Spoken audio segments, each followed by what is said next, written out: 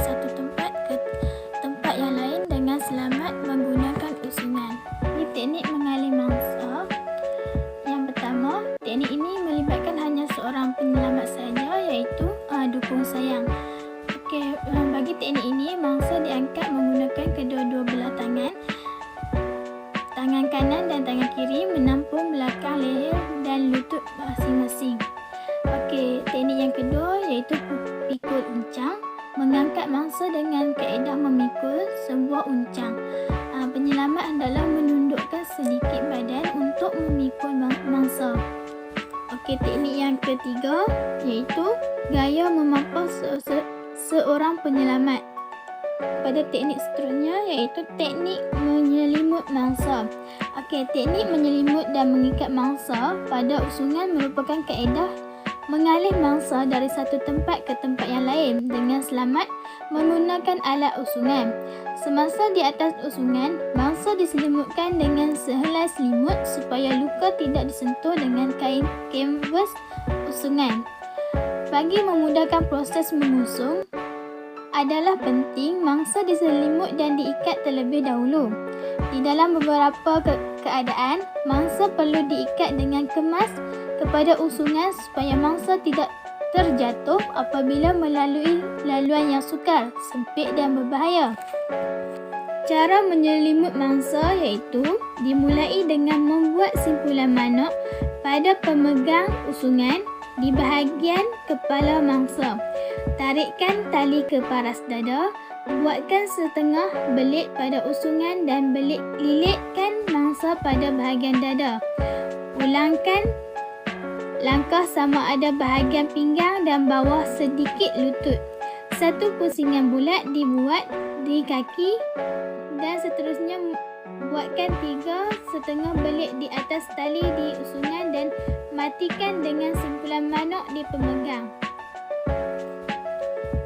Bagi mengangkat mangsa ke ambulan, petugas boleh mengangkat dengan menggunakan selimut, mengangkat dengan menggunakan kain. Saya Siti Amnira binti Abdul Rahim. Saya ingin bercakap mengenai jenis-jenis usungan. Jenis-jenis usungan ada 7, iaitu yang pertama struktur aluminium fillet, yang kedua kita ada struktur aluminium utila, yang ketiga kita ada struktur canvas dan yang keempat kita ada struktur trolley. Bagi yang kelima, 6 dan 7 kita ada teknik pengusungan, iaitu pengusungan ortopedik, pengusungan penyelamat dan pengusungan alih ganti.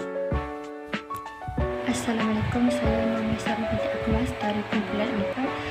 Hari ini saya ingin menceritakan cara-cara untuk mengalih mangsa dalam kawat usungan.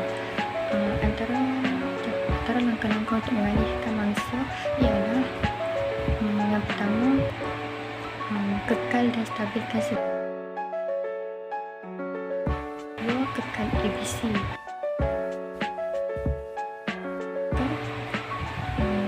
Selesai pemilihan pesakit. Yang keempat, ambil langkah-langkah mangsa kritikal. Yang kelima,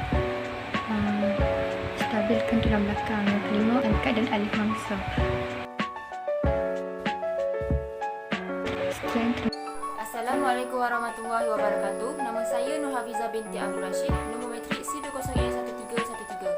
Kawat usungan berkaitan dengan kaedah mengalih mangsa dari satu tempat ke tempat yang lain yang lebih selamat dengan menggunakan alat usungan.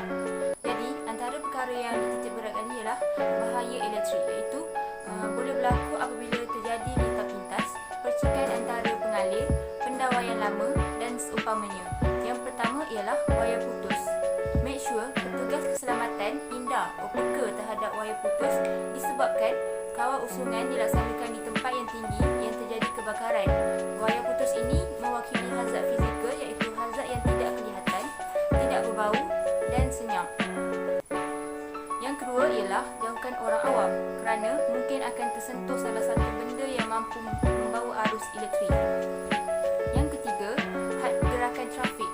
Sebolehnya, mangsa yang diusung perlu dibawa dalam keadaan selamat dan persekitaran yang selamat dari risiko bahaya. Yang terakhir, bantuan agensi berkaitan